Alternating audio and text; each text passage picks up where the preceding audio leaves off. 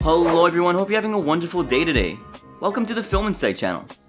For today's video, we're going to cover some more hotels on Hotel Hell and determine if they're still open. So, without further ado, let's get right into the content, guys. Four Seasons Inn. Four Seasons Inn, owned by a former construction worker named Sandy McDougall, has 14 rooms and a dog kennel. Spending $1.1 million on the inn up to his appearance on the show, he's only losing money and can't pay his staff. He can only compensate them by letting them stay at the hotel for free, which means less rooms for paying customers. McDougall's dog, Layla, has free range of the hotel and can be spotted running around in the lobby or dining room, which doesn't make patrons very happy. Desperately searching for a way to get out of this rut, the owner makes a call to the legendary Gordon Ramsay for some aid. When arriving, he expects the luxury 5-star chain Four Seasons Hotel, though he's met with the polar opposite. Finding an empty reception and an untidy dog bed as he enters, Ramsay is nothing but unimpressed. Meeting with the owner, he takes him to his unfinished room that has an unmade bed and empty beer cans lying around. How luxurious! Jokes aside, the housekeeper Erin brings Ramsay to a room that is ready, and she reveals that the inn has no affiliation with the Four Seasons Hotel. Having seen enough, the Hotel Hell host heads over to the dining room in hopes that his experience will be better. Without any surprises, the meals Ramsay tries are bland and unenjoyable, so he goes into the kitchen to have a chat with the staff. Supposedly, the chef Steve feels ashamed that he served Ramsay a horrible meal and blames it on McDougall, who has control over the menu and ingredients used. Staff members Gwen, Erin, and Richard also agree that the management and owner are the biggest problem at the inn. Later on, Ramsay spends some time with McDougall, explaining to him that he's an innkeeper and not a chef, as well as wakes him up by showing him how filthy the inn is. After realizing his wrongdoings, the famous chef renamed the place to Layla's Riverside Lodge, made the reception area feel warm and welcoming, created a better menu for the restaurant, redecorated the rooms, and best of all, revamped the dog kennels. As a result of the show, bookings went significantly up, and unlike most owners, Sandy received tons of support from viewers. Like one reviewer on Yelp who said, "You could just tell the owner really cares about people and dogs and truly cares about his inn." Most of the reviews are positive, with the lodge receiving a good 3.5 stars across 17 unique reviews.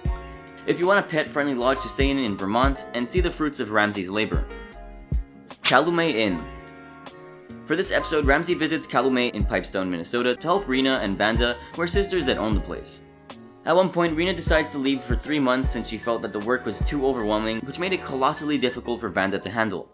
With the employees barely doing their job, it forced their parents to come work for them to keep the hotel up and running. Their poor mother Rita had to spend 7 days working a week just to help them out, which called for the external aid of Gordon Ramsay. Upon his arrival, the Hotel Hell host compares the place to a prison and meets with a staff member named Mandy, who apologizes for being the only one in the hotel. Shown to his room, he's disgusted with the moldy refrigerator and a rail for a wardrobe found in his room. Already unhappy with his experience, Ramsay makes his way to the restaurant and puts their food to the test. The soup he orders comes back somehow smelling burnt, tastes disgusting, and his fish dish was rock hard. Due to the horrible meal, Rena and Vanda start to get irate and threaten not to pay any of the staff. Speaking with Mandy, the owners butt in and tell Ramsay that she isn't committed, which results in her exploding into a fit of anger, talking about how she works 60 hours a week with 2 children. However, Chef Ramsay disagrees with the incompetent sisters and thinks that they don't deserve to own the place. He genuinely thinks that Mandy's a good general manager. Gathering some guests, Ramsay's told that the rooms are run down and neglected, as well as filled with dust, which was a problem for one patron with allergies. Calling the staff together later on, Rita and Vanda reveal that they decided to step down and let Mandy run the hotel. Following this, the Hotel Hell hosts revamped the guest rooms, updated the hotel's gym, changed the menu, and gave them new bedding and wardrobes. Ever since Ramsay left, the reviews on Yelp have mostly been negative, though it can be attributed to the ownership changes. Supposedly, it was revealed on their Facebook page that their revenue nearly doubled after their appearance on the show. Being sold by the sisters back in 2015, the hotel has sadly fallen into a state of disrepair and was condemned by the city of Pipestone after a fire inspection that found several violations of the state's fire code. Once they made changes to these issues, it was uncondemned in April of 2020, and the current owner has called out the city council for their treatment of the hotel. Was it deserved? Probably. Monticello Hotel. Being one of the oldest buildings in Longview, Washington, the Monticello Hotel was built in 1923 and is owned by Philip Lovingvoss. Running it alongside his girlfriend and general manager Ginger, they haven't had the best of success. It doesn't quite help that some of the rooms are unavailable, but it's because Lovingvoss and Ginger fill some of the rooms with their possessions.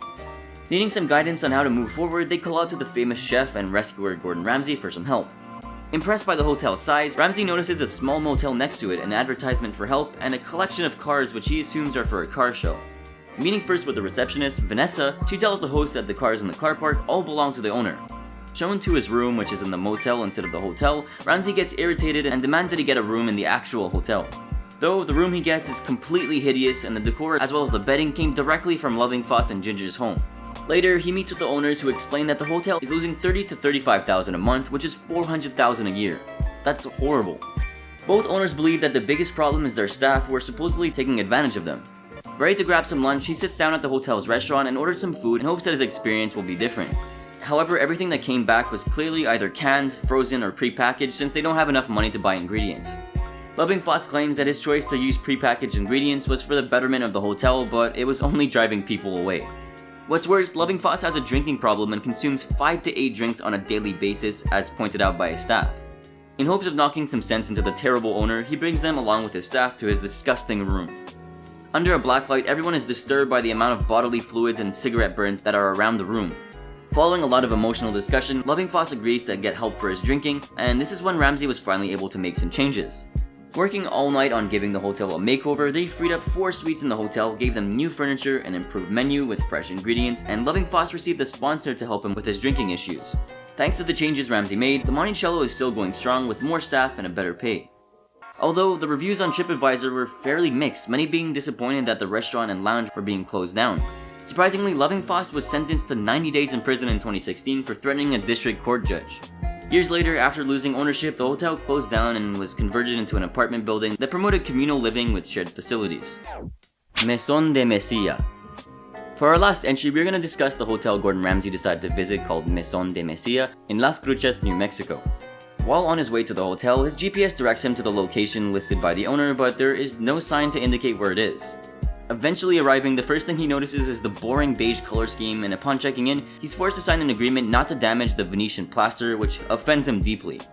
Shown around the hotel by the owner Callie, he notices that the pool is filthy and that the pool cleaner barely maintains it, which makes him even more unimpressed. Later, speaking with the general manager Zan, he says that Callie is the main problem with the hotel since she doesn't let her staff do their job.